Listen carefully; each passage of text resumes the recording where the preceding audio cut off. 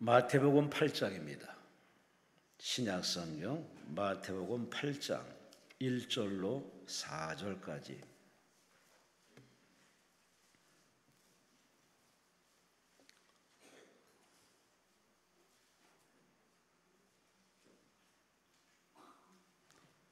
우리 함께 말씀을 합독하십니다. 예수께서 산에서 내려오시니 수많은 무리가 따르니라. 한 나병 환자가 나와 절하며 이르되 주여 원하시면 저를 깨끗하게 하실 수 있나이다 하거늘 예수께서 손을 내밀어 그에게 대드시며 이르시되 내가 원하노니 깨끗함을 받으라 하시니 즉시 그의 나병이 깨끗하여진지라. 예수께서 이르시되 삼가함에게도 이르지 말고 다만 가서 제사장에게 뇌물 보이고 모세가 명한 예물을 드려 그들에게 입증하라 하시니라. 아멘. 오늘 강사님은 저희 기도원에 처음 오시는 걸로 제가 알고 있습니다.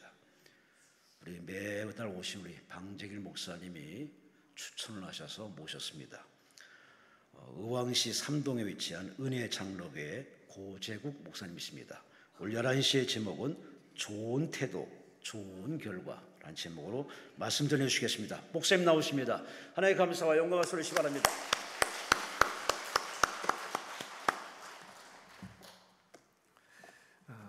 잠깐 기도하겠습니다. 전능하신 하나님, 은혜와 사랑을 감사드립니다. 오늘 응답의 자리로 우리를 불러주신 줄로 믿습니다. 주님, 소망하고 기도하옵는 것, 아버지 오늘 말씀 가운데 또 기도의 자리에서 찬양의 자리에서 응답되어지는 역사가 있게 하여 주옵소서. 주님, 사모하는 심령들마다 주님 마음이 활짝 열려지게 하여 주옵시고 성령께서 이 자리를 간섭하여 주시어서 모든 묶여있는 것들, 영적인 것들, 심령적인 것들, 정신적인 것들, 육체적인 것들, 모든 묶여진 것들이 풀어지고 녹아지고 열려지는 역사가 있게 하여 주옵소서. 간절히 소망하며 예수님의 이름으로 기도하옵나이다. 아멘. 할렐루야. 할렐루야. 네, 굉장히 떨립니다. 굉장히 떨립니다. 부끄럽고 떨립니다. 제가 저희 교회에서 말씀을 전하기 전에 한 가지 하는 게 있습니다. 우리 여러분들과도 한번 같이 해봤으면 좋겠습니다. 우리 두 손 불 끈지고 저를 따라서 선포합니다. 선포합니다. 선포하는 거예요. 하나님은 살아계십니다. 하나님은 역사하십니다. 하나님은 당신을 사랑하십니다. 아멘이세요? 하나님은 지금도 살아 역사하시는 하나님이신 줄 믿으시길 바랍니다. 우리의 삶 가운데 멀리 떨어져 있지 않고 우리의 삶에 깊숙이 들어오셔서 저와 여러분들의 상한 심령을 아시고 우리의 궁핍과 우리의 가난과 우리의 억울함과 우리의 모든 묶인 것들을 다 아시고 오늘 이 시간 우리 가운데 찾아오셔서 고쳐주시는, 함께 아파하시고 울어주시는, 우리를 치료하시고 회복하시는 살아계신 하나님이신 줄 믿으시기 바랍니다. 자, 오늘 본문 말씀을 중심으로 오늘 오전 이 시간에 기적을 좀 경험하고 싶은데 우리가 다 변화와 기적을 사모하지 않습니까? 나의 인생에 초년이든 중년이든 말년이든 내 인생이 조금 더 나은 인생이 되기를 원하고 또 어떻게든 하나님 앞에 쓰임받는 인생이 되고 싶은데 도대체 어떻게 해야 변화와 기적을 경험할 수 있는가? 오늘 11시 오전 예배 시간에는 좋은 태도, 좋은 결과라는 제목으로 좀 말씀을 나누려고 합니다. 오후 3시 타임에도 역시 변화와 기적을 좀 경험하고 싶은데 어떻게 해야지 변화와 기적을 경험할 수 있는지 그 원리에 대해서 오늘 좀 여러분들과 말씀 나누려고 합니다. 여러분, 가뭄이에요. 하늘이 막혔어요. 내 가정에 물이 말랐어요. 쩍쩍 갈라집니다. 그런데 그때 기가 막힌 큰 비가 내리는 거예요. 막 소나기가 내립니다. 소나기라는 것은 계속 내리는 게 아니잖아요. 힘있게 내리다가도 그 소나기가 멈출 때가 있어요. 그 폭우가 막 쏟아집니다. 이 빗물 안 받으면 나 살 수가 없어요. 그래서 폭우가 막 쏟아질 때 빗물을 담으려고 바깥으로 나갔어요. 근데 주둥이가 작은 호리병을 가지고 빗물 받으려고 하면 될까요? 빗물을 받으려면 어떻게 해야 돼요? 좀 큰 다라이라든지 주둥이가 큰 거, 그런 거를 가지고 밖에 나가서 빗물을 담아야 그 빗물로 살죠. 그런데 주둥이 호리병 조그마한 거 가지고 가갖고 이 폭우에 비 내린다고 하면서도 그 비를 담으려고 그거 갖다 놓으면은 그 인생이 어떻겠습니까? 큰 그릇들을 준비하시기 바랍니다. 자, 그런데 큰 다라이를 가지고 나갔어요. 가지고 나갔기는 나갔는데 이걸 엎어놓으면 그 빗물, 아무리 큰 은혜의 담비가 내려도 그 빗물 받을 수 있어요, 없어요? 없는 거예요. 뭐가 잘못되어 있어요? 이거를 뒤집어 놔야지, 하늘로 향하게 해야지. 저야 여러분도 오늘 이 시간에 사모하는 마음이 있는 줄로 믿습니다. 수고하지 않은 게 아니라고요. 여기까지 오는데도 얼마나 마음이 힘들고 어려웠어요. 제가 이렇게 들어오는데도 그렇게 쉽게 들어올 수 있는 그런 곳은 아닌 것 같아요. 들어올 때는 작심하고 들어오실 줄 압니다. 나의 삶을 잠깐 스탑하고 내가 지금 묶인 것들이 있는데 풀어보고자, 내 가정에 지금 가뭄이 왔는데 이 가뭄을 해결하고자 여기까지 이동산으로 올라오신 줄로 믿습니다. 그런데 올라온 건 좋아. 내가 수고하지 않고 준비하지 않은 건 아닌데 그 다라이를 뒤집어 놓고 있어. 주여, 뒤집어 놓고 있어. 뒤집어 놓고 있으면 내가 수고하지 않고 내가 준비하지 않은 것은 아니라 은혜를 경험할 수 있다, 없다? 없다. 뭐가 잘못되어 있는 거예요?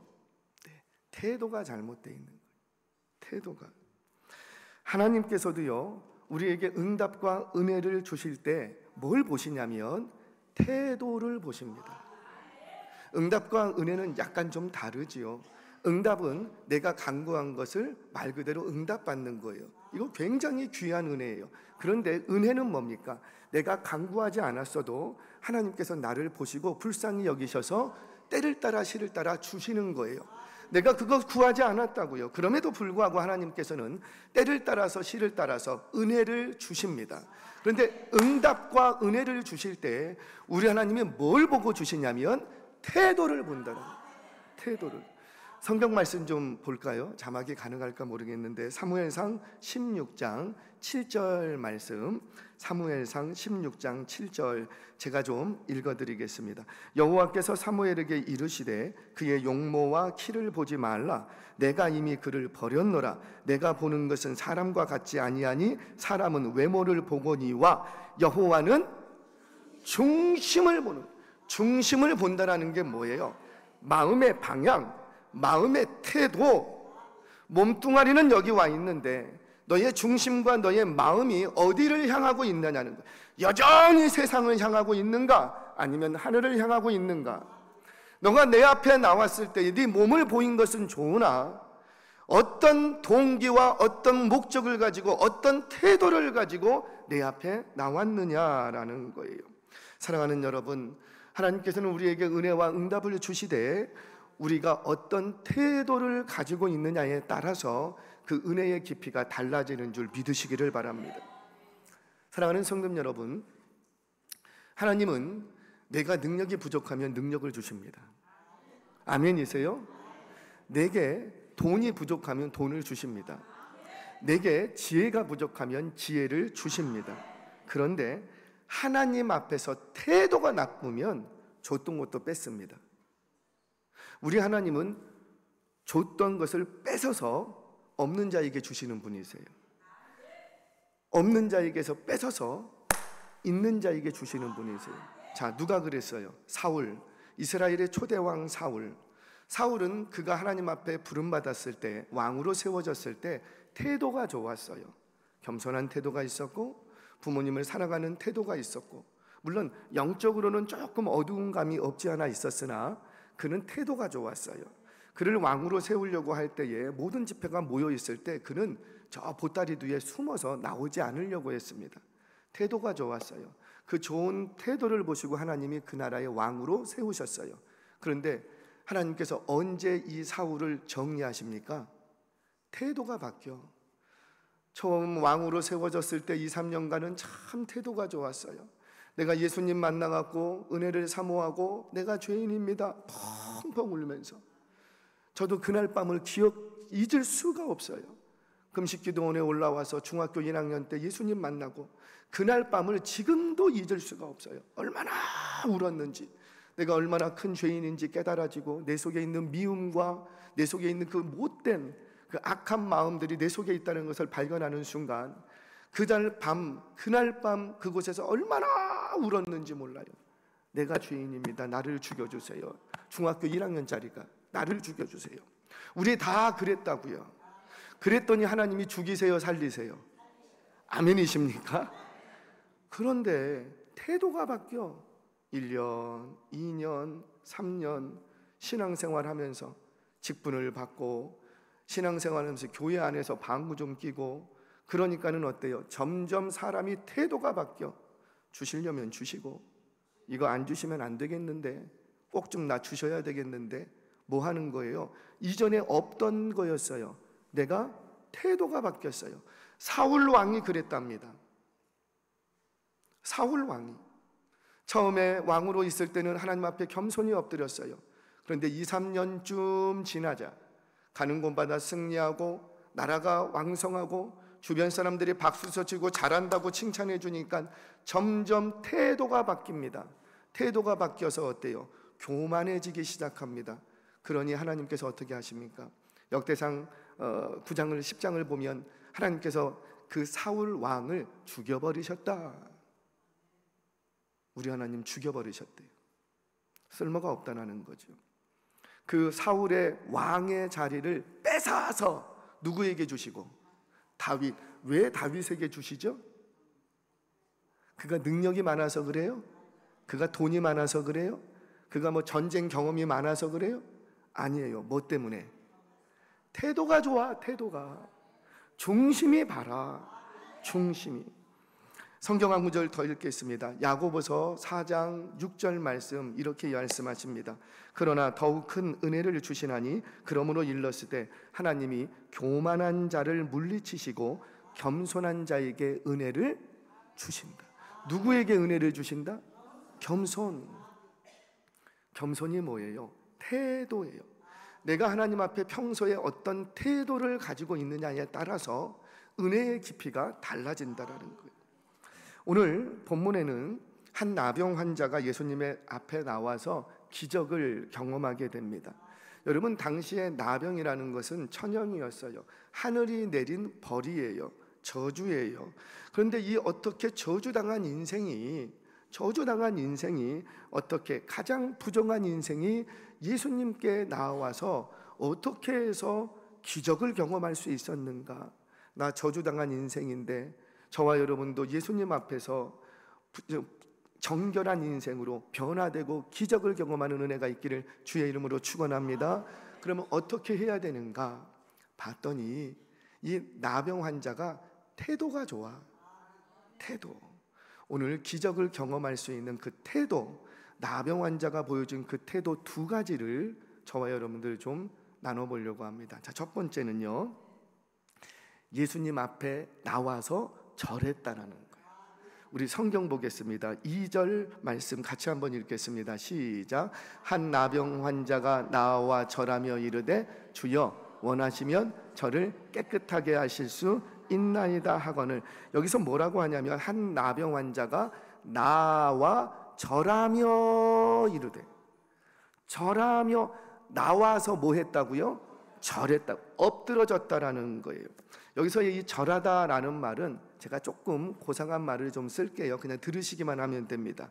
프로스큐네오라는 헬라 말을 써요. 이 프로스큐네오라는 말은 프로스라는 말과 큐네오라는 말의 합성어예요. 프로스라는 말은 누구누구에게라는 말이고 큐네오라는 말은 입맞추다 이런 뜻이에요. 그래서 유대인들은 그 친근한 사람, 인사법이 뭐냐면은 이렇게 볼에 입 맞추는 거, 볼과 볼을 맞추는 거, 그게 인사법입니다.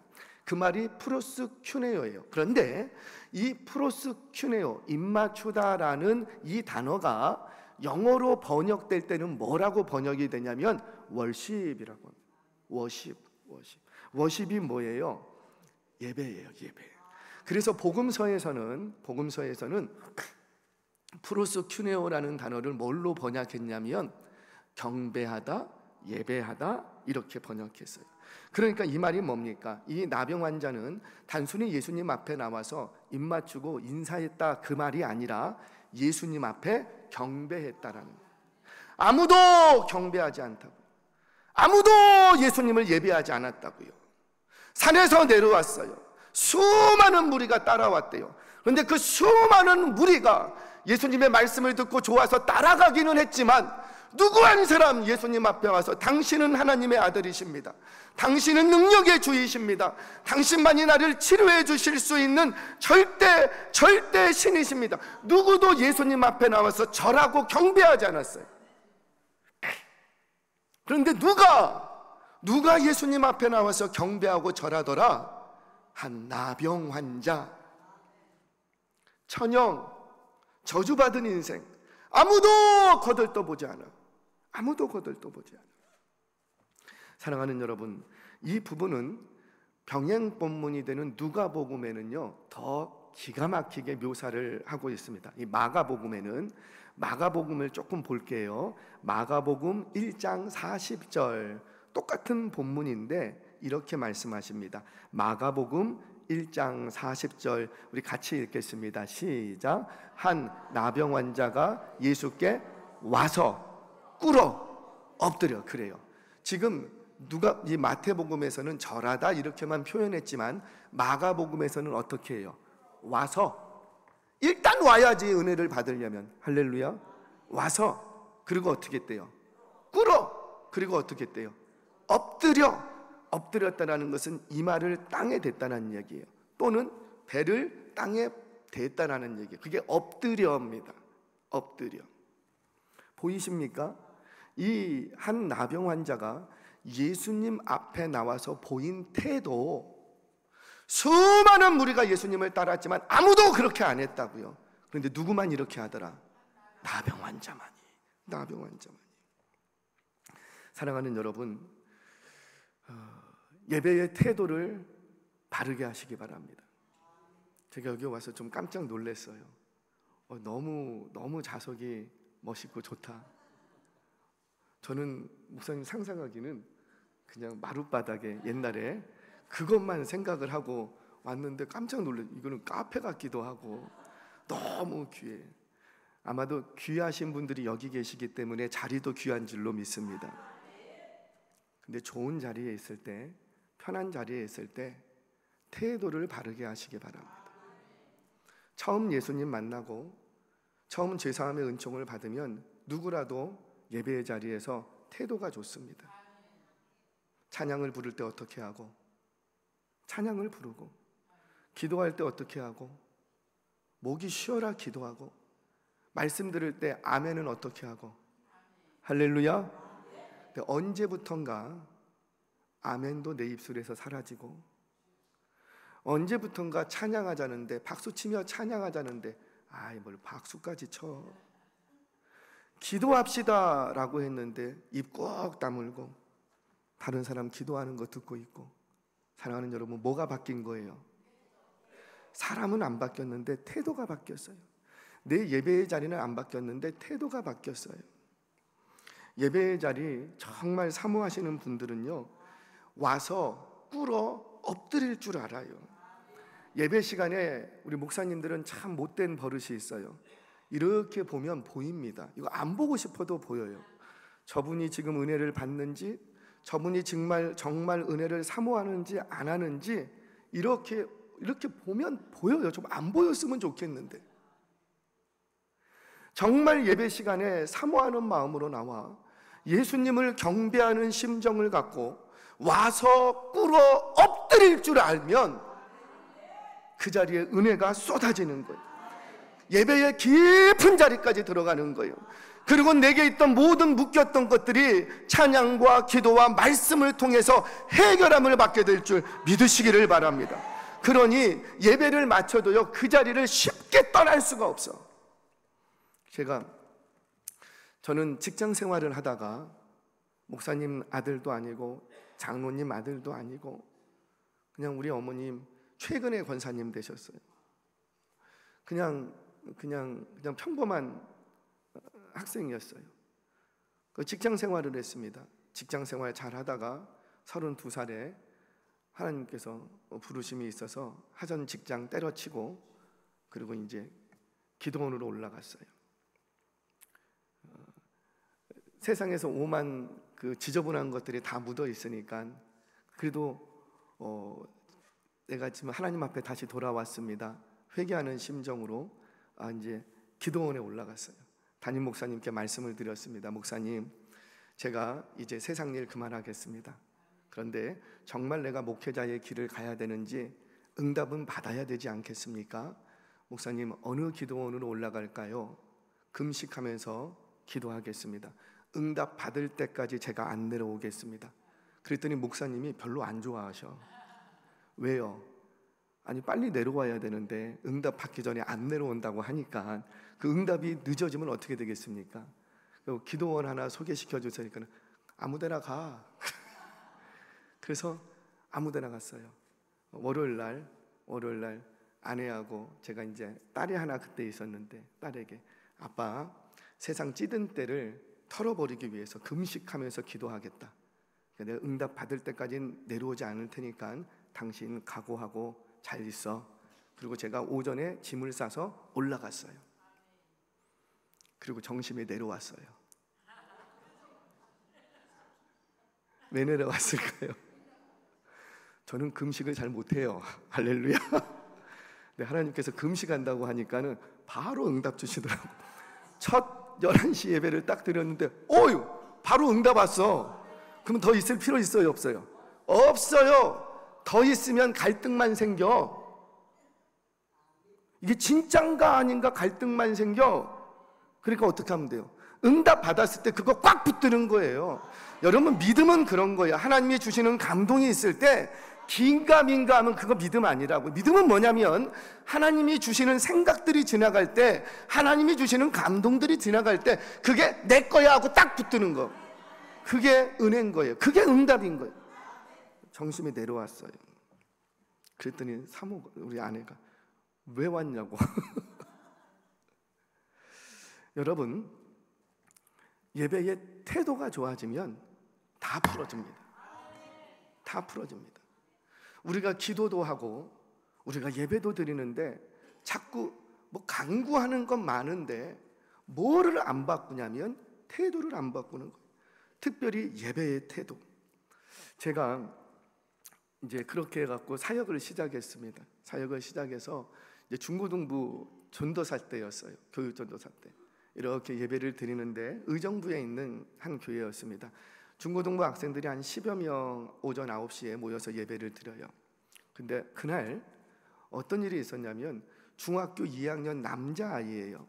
근데 이 아이가 오전 9시에 와갖고 예배를 드리는데 사도신경 시작하면서부터 주기도문으로 예배를 마칠 때까지 계속 우는 거예요.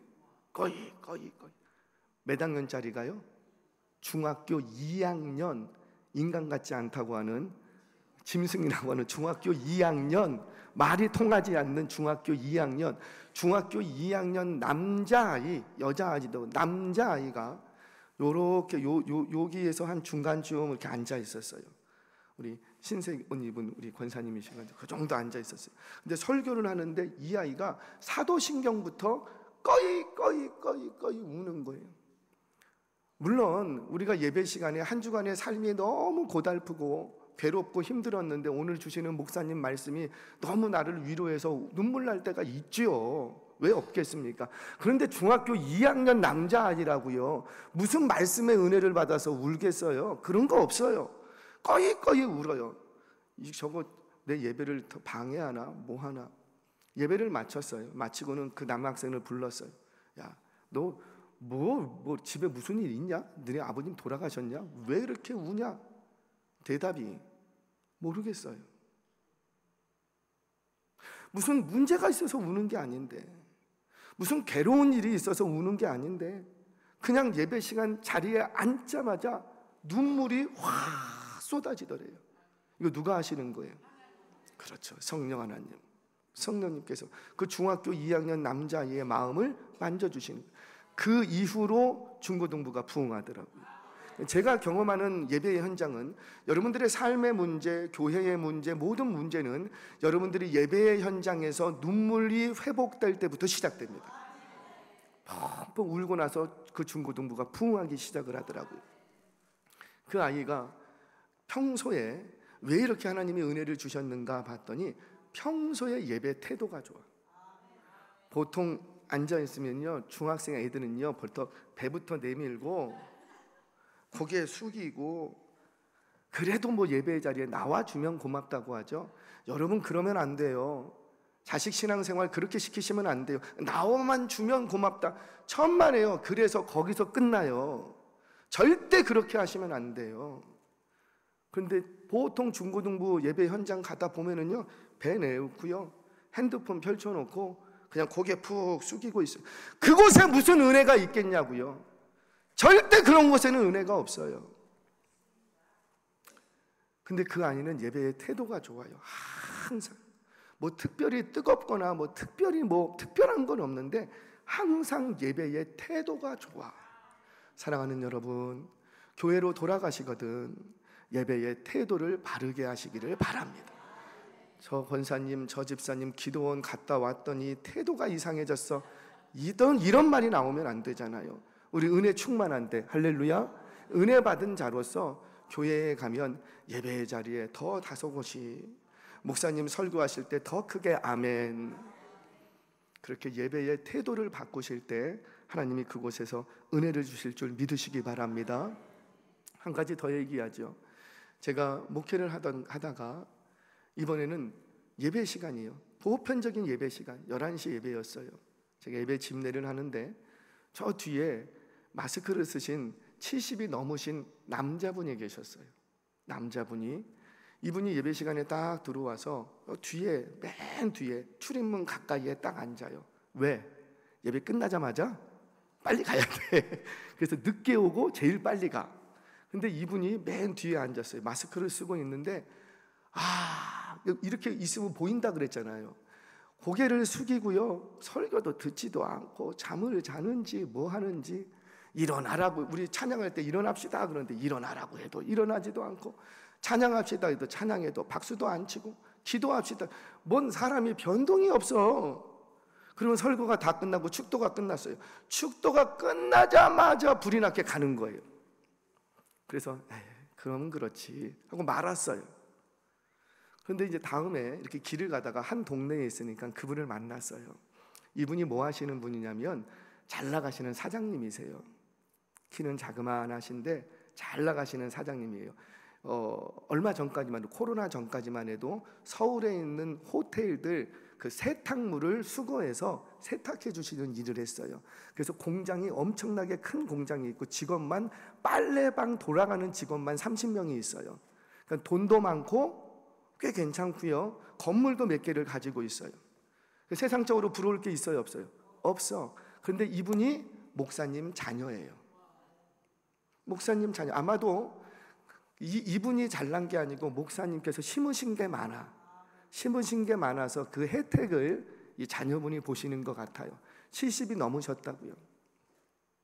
코로나 지나면서 세탁업이 어려워졌잖아요. 그 직원들을 다 내보내고 공장 규모도 줄이고 간신히 하루하루 이렇게 공장만 돌려요.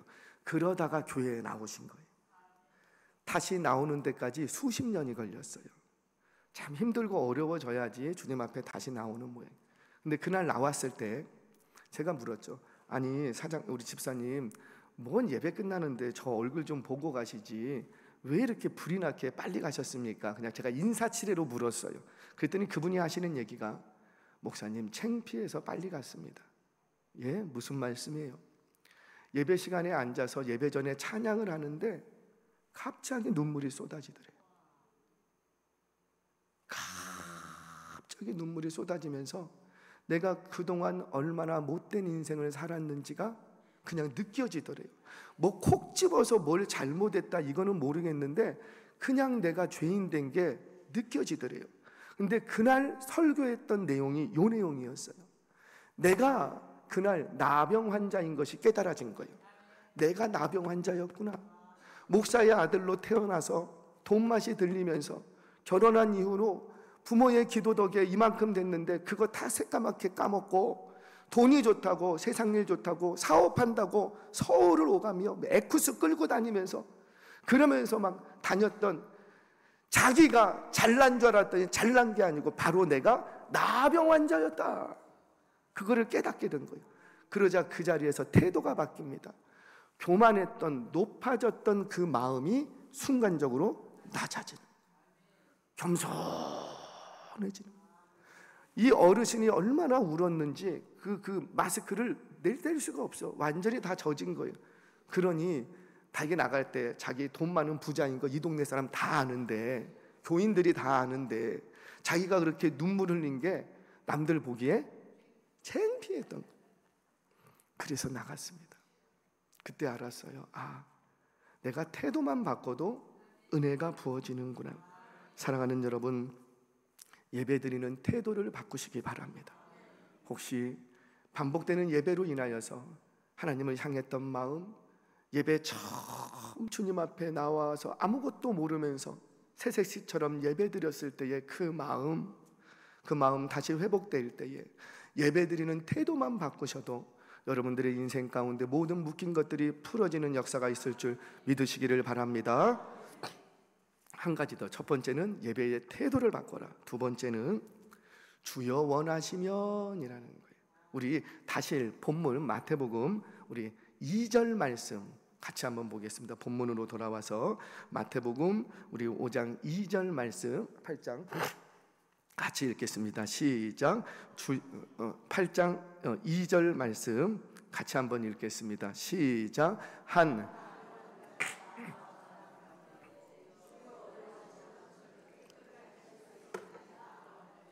아멘.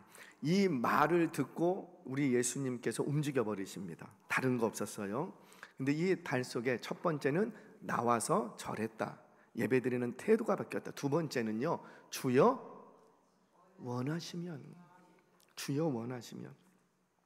여기서의 주여라는 말은 로드, 큐리오스라는 말입니다.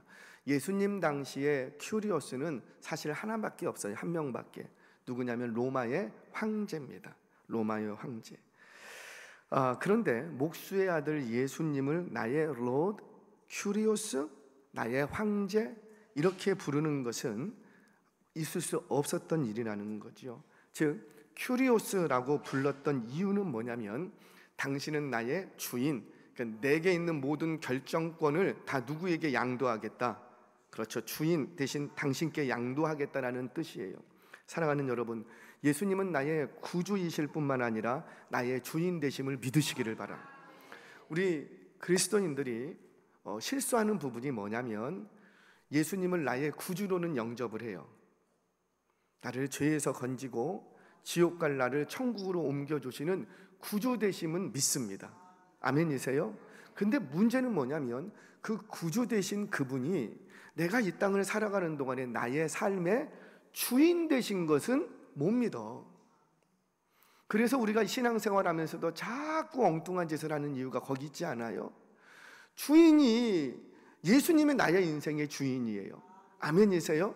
그런데 그 주인이 내가 되려고 한다는 거죠. 일단 나 지옥에서 천국으로 옮겨받았으니 천국은 확보해 놓은 것이고 오케이, 좋아. 근데 그 다음부터 자꾸 주님을 거기 가만 계세요. 거기 가만 계시고 내가 필요로 할 때 내가 기도하면 오세요. 그리고 내 문제 해결해 주시고 다시 계시던 곳으로 가세요. 왜? 나의 인생의 주인이 누구니까? 나야. 여전히 나야. 능력 많으신 예수님, 무리를 걸으신 예수님, 나병 환자를 치유하시는 예수님, 죽은 자를 살리시는 예수님, 없는 것을 있게 하시는 예수님, 그 예수님 나도 믿어. 그런데 일단 거기 계셨다가 내 인생을 내가 살다가 좀 도움이 필요하면 그때 제가 요청할게요. 그럼 내게 오셔서 내 문제를 해결해 주시는, 내게 도움을 주시는 그 정도의 분으로 좀 계셨으면 좋겠어요. 우리가 이런다고요. 이래서 은혜를 못 받는 거예요. 우리 주님은 나의 생명의 구주이실 뿐만 아니라 내 인생의 주인 되심을 믿으시기 바랍니다. 아멘이세요? 그러면 주인을 주인으로 대접해야지. 주인을 주인으로 대접을 해야지. 근데 입으로는 주인 로드 큐리오스 하면서 주인을 주인으로 대접하지를 않아요. 입술로는 예수님은 나의 생명의 주인이십니다. 생명의 주인이라는 건 뭐예요? 나의 삶에, 나의 호흡하는 것, 나의 일거수일투족, 나의 일상의 주인이라는 뜻이에요. 내 생명만 좌지우지한다 이런 뜻이 아니라 내 삶에, 학생이라면 학교 생활에, 직장인이라면 직장 생활에, 주부라면 주부 생활에 그 모든 삶의 주인 되신다라는 거예요. 그러면 주인을 주인으로 모셔야죠. 대접을 안 해. 꼬다돈 보릿자루 마냥. 내 종이야, 종. 이리 오세요, 저리 오세요, 저것 좀 치워주세요, 저것 좀 해결해 주세요. 종입니까? 주인이라고 이름은 불렀으면서도 대접하는 건 종대접. 이동산에 이 기도의 자리에 우리 주님 오시면 어느 자리 내주실래요? 여러분들의 자리 내주시기 바랍니다. 여기 앉으세요. 내가 비켜드리겠습니다. 자, 우리 나병 환자가 참 기적을 경험할 수 있었던 것은 태도도 좋았는데 그 태도 중에 좋은 게 뭐냐면 주인을 주인으로 대접했다라는 거예요. 여러분 뭐라고 말합니까? 주여 원하시면. 여러분 나병 환자는 지금 그럴 처지가 아니에요. 자, 제가 좀 설명할게요. 이 나병 환자가 예수님 앞에 나오기 전에는 이 나병을 치료받냐 치료받지 못하느냐의 문제였지만 예수님 앞에 나오는 순간, 수많은 무리들을 뚫고 예수님 앞에 나오는 순간, 그때부터는 내가 사느냐 죽느냐의 문제로 바뀝니다. 왜냐하면 나병은 철저히 격리돼요. 이 나병은 어느 정도냐면 사람이 내가 나병에 걸리면 반드시 티를 내야 됩니다. 왜냐하면 부정하고 부정이 전염된다고 사람들은 믿었기 때문이에요. 그래서 내가 나병에 걸려면 모든 사람들 앞에 내가 나병에 걸렸다라는 티를 내야지 돼요. 그래서 그 사람과 나의 거리를 두고 가까이 가지 않습니다. 예수님께서 한 마을을 지나실 때에 나병 환자 10명이 예수님 앞에 소리치죠. 주여 우리를 불쌍히 여겨달라고. 근데 예수님 앞에 나와서 하는 얘기예요? 멀리서 하는 얘기예요? 멀리서 해요. 왜? 나병 환자는요 사람들 앞에 갈 수가 없어요. 마을 안에 들어왔다 걸리면 돌에 맞아 죽어요. 사람들 앞에 나타나면 돌 던져서 쫓아내버리거나 죽이는 거예요. 이 나병은, 그래서 나병이 내가 딱 걸리면 일단 옷을 정상적으로 입지 못해요. 찢어야 돼요. 옷을 찢어 입어서 누가 봐도 저 사람 이상한데, 여러분 이상하면 이상한 거예요. 여러분들이 이렇게 신앙생활하고 주변에 교회 동네에 이렇게 가셔서 저기 교회 좀 이상한데, 이상하면 이상한 거예요. 보통 한국 교회는 정상적인 신앙생활 하시는 분들은 그걸 알아요. 뭐 특별하게 콕 집어서 이단이 뭐다 이런 거 잘 모를지라도 그냥 정상적으로 신앙생활 하시는 분들은 이상한 게 느껴져요. 그래서 이상하면 이상한 거예요. 그래서 나병 환자는 옷을 찢어 입어야 돼.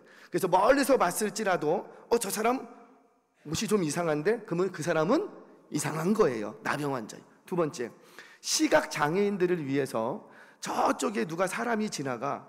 근데 이 나병 환자가 보기에 저 사람이 시각 장애인인지 정상인인지 몰라. 그러면 일단 어떻게 해야 되냐면 손으로 윗 입술을 가리고 나는 나병 환자다, 나는 나병 환자다 소리를 질러줘야 돼요. 왜냐하면 시각 장애인들을 위해서. 그래서 그 소리를 듣고 이 시각 장애인들이 피해갑니다. 또 저쪽에서 나병 환자가 서 있고 내가 여기 서 있는데 바람이 저쪽에서부터 이쪽으로 불어요. 그러면 나병 환자는 저기 서 있으면 안 돼요.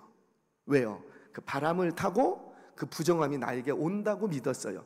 그 정도로 나병 환자는 철저히 격리가 됩니다. 그런데 그가 수많은 무리들을 뚫고 예수님 앞에 나왔다?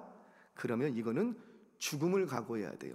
예수님 앞에 나오기 전에는 병을 치료받냐 못 받느냐의 문제였지만 예수님 앞에 나오는 순간 사느냐 죽느냐의 문제로 바뀝니다.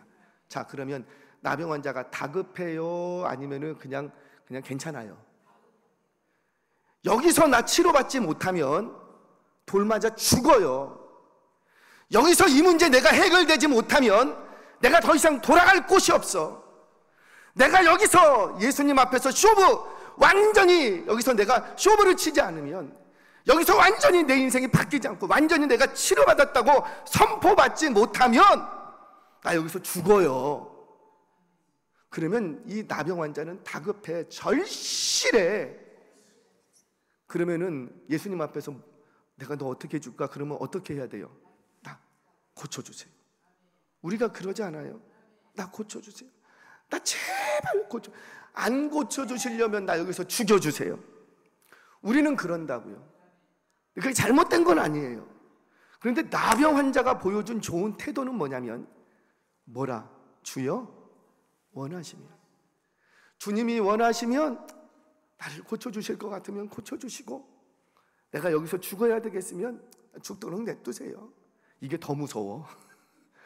살려달라는 말도 보다도 더 무서워. 주께서 책임지시라는 거죠.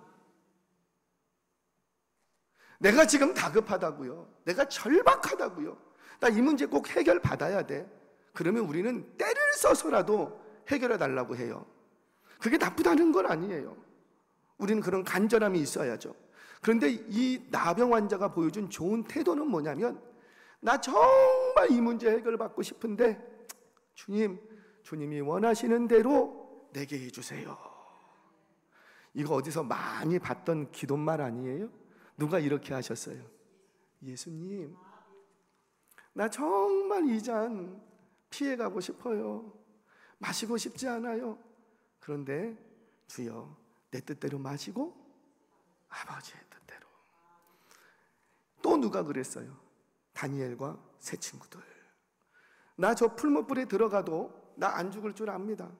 그러나 들어가서 나를 죽이실지라도 나는 괜찮습니다. 누구에게 맡기는 거예요? 예수님께, 하나님께. 그리하지 않으실지라도. 에스더가 보여줬던 태도가 좋은 태도. 그 좋은 태도가 나라와 민족을 살립니다. 뭐라고요? 내가 왕 앞에 나가겠습니다. 근데 홀이 내게 오지 않으면 나 거기서 죽습니다. 그럼에도 불구하고 뭐라? 죽으면? 이게 무슨 말이에요? 에이, 될 대로 되라, 그 말이 아니에요. 주님의 처분에 맡기겠다라는 거예요. 사랑하는 여러분, 이게 주인으로 모셔드리는 거예요.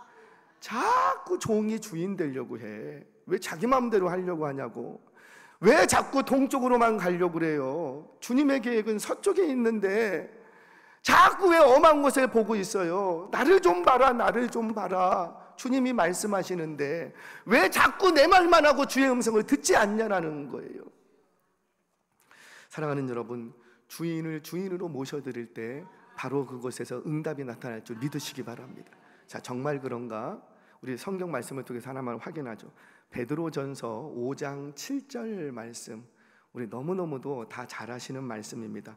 베드로전서 5장 7절 말씀, 우리 아시는 분들도 있을 거예요. 성경 읽겠습니다. 시작. 너희 염려를 다 주께 맡기라. 이는 그가 너희를. 여러분, 이상하지 않아요? 너희 염려, 내가 염려가 있어요. 근심 걱정이 있어요. 이거를 주께 맡겼어요. 그럼 어떻게 돼야 돼요? 해결돼야 돼요? 해결되지 않아야 돼요? 너희 염려를 다 주께 맡기라. 그리하면 해결받으리라. 근데 성경 말씀은 그러지가 않아. 너희 염려를 다 맡기라. 그리하면 내가 이루리라. 그렇게 말씀이 좀 진행이 되어야 되는데 천만에요. 너희 염려를 다 맡겨라. 이는 그가 너희를 뭐 해결해 주겠다, 내가 이루어 주겠다, 그런 말씀이 없고 뭐라? 돌보아 준대요. 우리는 이 말씀을 붙들고 우리의 모든 염려, 근심, 걱정을 주께 맡깁니다. 아멘이세요? 맡겼으면 내 안에 염려, 근심이 있어야 돼요, 없어야 돼요? 없어야 돼요. 근데 없어요, 있어요? 없어요, 있어요, 없어요, 있어요. 있어. 자식에 대한 염려, 근심이 있어요, 없어요? 있어요. 이거를 하나님께 맡겼어요. 그러면 내 안에 염려, 근심이 있어요, 없어요? 없어요? 있어요. 우리 아들이 이번에 면접을 봐야지 돼요. 그 참 좋은 회사인데 이 회사에 들어가야지 돼요. 1차 통과하고 2차 통과했어요. 면접만 잘하면 돼요. 그러면 이 아이의 앞길이 열려요. 그러면 엄마가 근심이 돼요? 염려가 돼요, 안 돼요? 돼요. 그래서 그 염려를 가지고 하나님 앞에 나아갑니다. 주여, 주님께 맡겨드립니다. 그러면 집에 들어와서 아무 근심 걱정이 없어요? 자녀예요. 내가 내일 면접을 봐야 돼요. 이 면접만 잘 통과하면은 내가 그 회사에 들어갈 수가 있어요. 그럼 그날 밤에 막 긴장도 되고 염려가 돼요. 이게 정상이라는 거죠. 아니, 내일 중요한 시험이 있는데 긴장이 안 돼? 염려가 안 돼? 저도 여기 이 자리에 나오면서 너무너무 긴장이 되고요, 염려가 돼요. 왜 그거 없겠어요? 그런데 주께 맡겼어요. 맡기면 내 안에 그런 것들이 사라지는가? 저 지금도 떨려요. 안 떨리는 것 같지만은 떨려요. 지금도 말 실수할까 봐 굉장히 조심조심하고 조바조바. 왜 그래요? 우리가 염려를 주께 맡기라라는 이 단어에 이 의미를 오해하고 있기 때문이에요. 염려를 다 맡겼으면 내가 아무것도 안 해도 되는가? 천만의 말씀이에요. 내가 내일 시험을 봐야 돼요. 여러분, 시험을 잘 보고 싶어. 이 시험 때문에 내가 길이 막힐 것 같아. 염려, 근심이 돼. 나 이번 시험에 꼭 통과해야 되는데 염려, 근심이 돼. 근데 내가 신앙이 있어. 그래서 그 염려, 근심을 가지고 하나님 앞에 나와서 기도했어요. 주께 맡겨드립니다. 그러면 그 다음부터 애 공부 안 해도 되죠? 시험 공부 안 해도 되잖아요. 아니, 맡겨드렸는데. 여러분, 맡긴다라는 것은 내가 아무것도 안 하겠다라는 뜻이 아니에요. 맡긴다라는 것은 내가 아무것도 안 하겠습니다, 주의 뜻대로 하세요, 이 뜻이 아니에요. 내가 할 거 다 하고, 근데 그 결과에 대해서는 내 몫이 아니라는 거죠. 내일 시험 잘 보는 게, 성적이 잘 올라오는 게 내가 원하는 바예요. 근데 그것 때문에 근심하고 걱정해요. 근데 그걸 가지고 하나님 앞에 나아갔어요? 그러면은 공부해야 돼요? 아니면은 두 손 놓고 편하게 자고 있어야 돼요? 공부해야 되는 거예요. 그러니까 맡겼다라는 것은 맡겼기 때문에 내가 할 몫은 다 합니다. 거기서 내가 근심해야 될 거, 염려해야 될 거, 체크해야 될 걸, 고민해야 될 거, 그건 다 누구 몫이고? 내 몫이에요. 다만 내가 열심히 수고했으니까 이거 주세요. 그 결과에 대해서는 누구의 처분에 맡기고, 그렇죠, 하나님의 처분에 맡긴다라는, 이걸 뭐라고 말하냐면은 주권이양이라고. 내가 이만큼 심었으니까 이거 주셔야 됩니다, 그게 아니라는 거죠. 나는 이렇게 심었습니다. 그런데 주께서 주실만 하시면 내게 주세요. 그렇다고 해서 내가 아무 일도 안 하느냐? 그게 아니라는 거예요. 하나님께 맡길 줄 아는 자는 내가 해야 될 모든 일을 내가 다 합니다. 말 나온 김에 하나 더 하죠. 여러분, 내가 참 돈이라는 게 그래요. 돈이라는 게, 내가 회사를 운영을 합니다. 근데 내일 직원들 월급도 줘야 되고 뭐 돈 나갈 게 어음 끄는 게 있는데 1억짜리 어음을 끊었어요. 그럼 내일 1억이 꼭 있어야 돼. 꼭 있어야 돼, 1억이. 이 사장님이 열심히 뛰어답니다. 쓸 거 안 쓸고 막 이렇게 갖고 9천만 원을 모았어요. 많이 모았죠? 근데 내일 1억을 막아야지 회사가 도산은 안 하는데 내 안에 9천만 원이 있어요. 그러면 이 사장님은 편하게 쉴까요? 아니면 불안할까요? 아니, 내 손에 9천만 원이 있다니까요. 9천만 원이 있는데 왜 불안해요? 자, 거기에 비밀이 있어요. 우리는 9천만 원이 있으면은 편안할 거라고 생각을 해요. 그래서 9천만 원으로 쫓아갑니다. 그런데 인생은 그렇지 않다라는 거죠. 많이 가졌기 때문에, 분명히 9천만 원이 큰 돈인데 많이 가졌기 때문에 내 안에 평안이 있는 것이 아니라 부족한 부분이 채워졌을 때 평안이 오는 거예요. 근데 우리 하나님은 뭘 채워주시겠다? 부족한 부분을 채워주시겠다는, 아멘이세요? 그게 이른 비와 늦은 비예요. 때를 따라서 내가 부족한 부분이 뭔지를 아시고 하나님이 채워주시겠대요. 그러면 9천만 원을 벌기 위해서는 누가 뛰어야 돼요? 근데 우리는 자꾸만 1,000만 원은 제가 할 테니까 9천만 원은 하나님이 해주세요, 이러고 있다는 거죠. 내가 해야 될 몫이 있다는 거예요. 내가 해야 될 몫은 9천만 원. 그런데 도저히 내가 해도 9천만 원밖에 안 돼. 그런데 지금 1,000만 원이 비어. 그럼 1,000만 원은 누가 해결해 주시고? 하나님이 책임져 주시는 거예요. 그 부족한 게 채워졌을 때, 그 필요로 하는 게 채워졌을 때 우리에게는 평안이 오는 거예요. 그런데 누구에게 이렇게 하나님께서 채워주심의 역사, 은혜를 주시는가? 바로 하나님께, 주가 원하시면 하나님께 모든 결정권을 내어드릴 때, 내가 해야 될 몫은 내가 다 하고 하나님께서 그 처분에, 하나님의 처분에 맡겨드릴 때 그때 하나님은 역사하시는 거예요. 말씀을 정리하겠습니다. 사랑하는 여러분, 좋은 태도가 하나님 앞에 복을 얻게 한답니다. 이제 예배의 태도를 바르게 하시기 바랍니다. 예배는 엎드리는 자리예요. 낮아지는 자리예요. 무릎 꿇는 자리예요. 내 교만과 오만과 아집과 고집과 내 계획을 말씀이 무엇라고 하시든지 간에 그 말씀 앞에 아멘하고 포기하고 내 것을 내려놓는 거예요. 그게 뭐예요? 하나님을 주인으로 모시는 겁니다. 저와 여러분들 이 좋은 태도를 회복하셔서 하나님 앞에 응답과 은혜를 경험하시는 놀라운 역사가 있기를 주의 이름으로 축원합니다. 우리 한번 같이 기도하겠습니다. 주님, 이 시간 주의 주신 말씀을 붙들고 기도합니다. 주여, 내 마음의 태도를 바꾸겠습니다. 예배의 태도를 바꾸겠습니다.